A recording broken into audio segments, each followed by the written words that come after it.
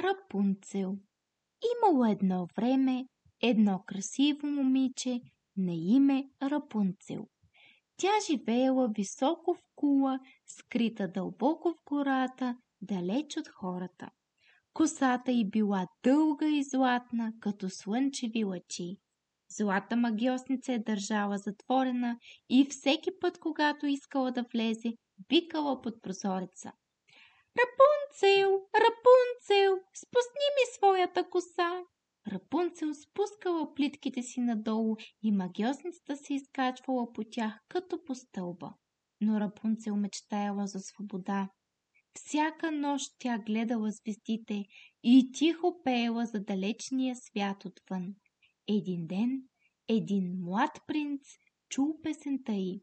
Скрит сред дърветата, той чакал да види коя пее така красиво. Когато магиосницата си тръгнала, той повикал: Рапунцел, Рапунцел, спусни ми своята коса! Косата се спуснала като златен водопад. Принцът се изкачил при нея. Те говорили дълго, шепнели си мечти и планове да избягат заедно.